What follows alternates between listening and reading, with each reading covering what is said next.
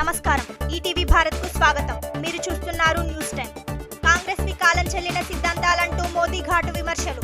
రాష్ట్రాల మధ్య విభజన తీసుకురావడమే వారి ప్రయత్నమని ఆరోపణ. రాజ్యసభలో రాష్ట్రపతి ప్రసంగానికి ధన్యవాదాలు తెలిపిన ప్రధాని. ఢిల్లీ సీఎం అరవింద్ కేజ్రీవాల్ కు ఆరోసారి నోటీసులు. ఢిల్లీ మద్యం కేసులో సమన్లు జారీ చేసిన రౌస్ అవెన్యూ కోర్టు ఈ నెల 17న విచారణకు హాజరు కావాలని పిలుపు. నిలోఫర్ ఆసుపత్రిలో అగ్ని ప్రమాదం. మొదటి అంతస్తు ల్యాబ్లో మంటలు. సహాయక చర్యలు చేపట్టిన అగ్నిమాపక సిబ్బంది. రాష్ట్రంలో 18 ఏళ్లు దాటిన ప్రతి ఒక్కరికి డిజిటల్ హెల్త్ కార్డులు. హెల్త్ కార్డులను డిజిటలైజ్ చేసేందుకు రాష్ట్ర సర్కారు కసరత్తు. అత్యవసర వైద్య సేవలను అందించేందుకు సులభమని ప్రభుత్వ భావన. బీజేపీకి బాబు మోహన్ గుడ్ బై.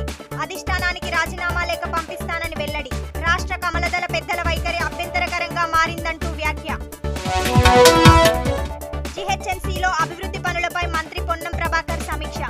తాగునీటి సమస్య తలెత్తకుండా చూడాలని అధికారులకు ఆదేశం.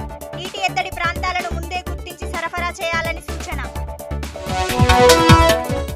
సికింద్రాబాద్ రైల్వే స్టేషన్ అభివృద్ధి పనులు పరిశీలించిన కిషన్ రెడ్డి. వచ్చే నెలలో ప్రధాని చెర్లపల్లి టెర్మినల్ ను జాతికి అంకితం చేస్తారని కేంద్ర మంత్రి వెల్లడి.